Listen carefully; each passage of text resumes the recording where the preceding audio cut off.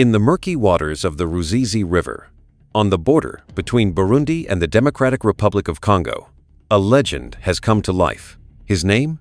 Gustave, a Nile crocodile that, since the 1990s, has terrorized local communities and captured the imagination of the world. He measured over 5 meters long, weighed over a ton, and was responsible for more than 300 deaths. His name? Gustave, the killer crocodile, a predator that terrorized entire communities and was never captured. This is the story of one of Africa's most mysterious and dangerous animals. This is the enigma of Gustave, monster, myth, or both. Welcome to the Top 10 The Best. Here we explore the mysteries and dangers of the animal world. If you like true stories that seem like something out of a horror movie, be sure to like and subscribe to our channel, because today we're going to delve deep into the legend of Gustave, the crocodile who became a living nightmare. Gustave lived, or lives, in the waters of the Ruzizi River and Lake Tanganyika, a wild and unpredictable environment. The region, marked by ethnic conflicts and the Burundian Civil War, was a place where human violence mixed with the dangers of nature.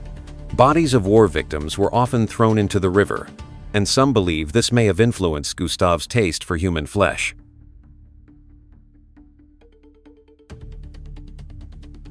In the 1990s, reports of a giant crocodile began to circulate. He would attack fishermen, women washing clothes, and even children who got too close to the water. Estimates suggest that Gustave killed more than 300 people, but the exact number has never been confirmed. His fame grew, and he became an almost mythical figure.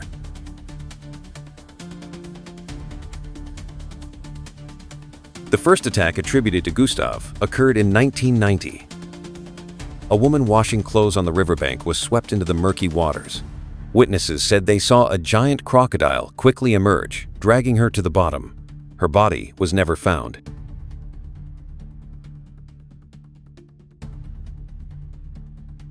I was fishing with my brother in 1995 when we saw something huge in the water.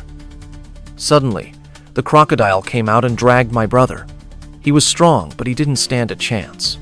That monster took him in seconds. I'll never forget the look on his face as he tried to scream but was being pulled under.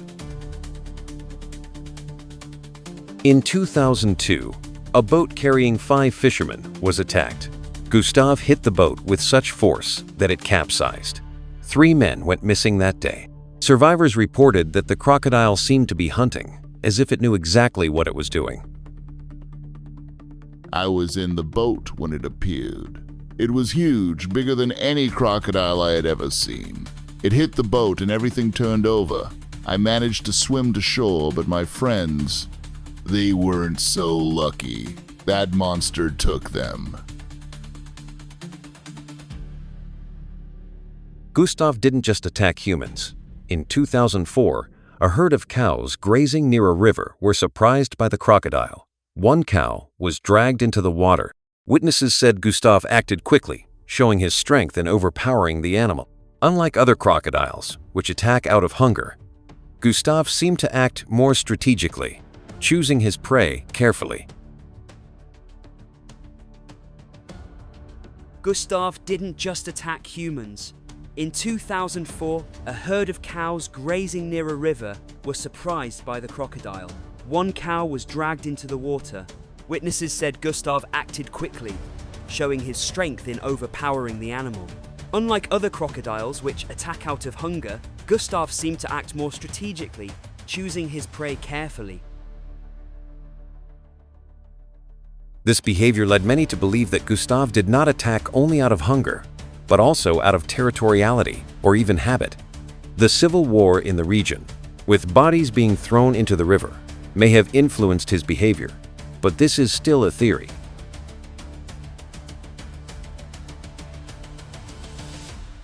The last attack attributed to Gustave occurred in 2015.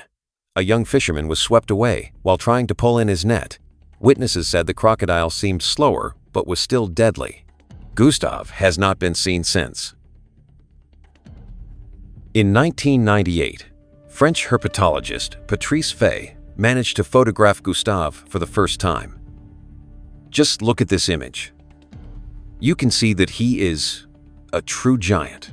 Faye estimated that Gustave measured between 5.5 and 6 meters long and weighed more than a ton, a true titan of the waters. Determined to capture Gustave, Patrice Faye led several expeditions between 2002 and 2004. Giant traps were set up, and even an underwater cage was used. But Gustave, cunning and unpredictable, always escaped. He seemed to toy with his captors, appearing in unexpected places and disappearing without a trace. In 2004, National Geographic produced a documentary called Capturing the Killer Croc.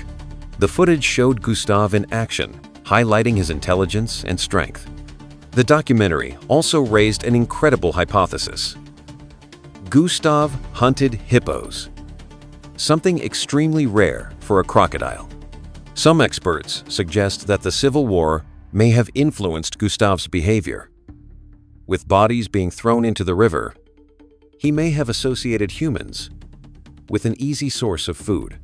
But this is just a theory, as Gustave has never been studied closely. Gustave was last seen in 2015. Since then, his whereabouts have been unknown. Some believe he died of old age, while others insist he is still out there, waiting. Having never been captured or officially measured, Gustave remains a mystery.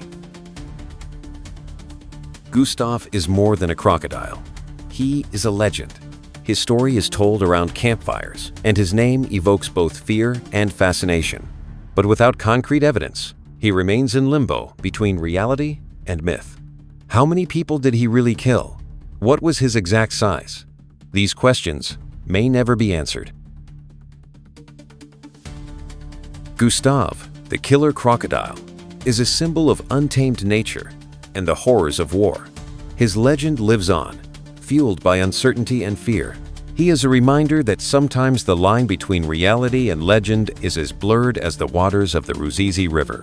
So, did you enjoy Gustave's story? Let us know in the comments what you think. Is he real or just another legend?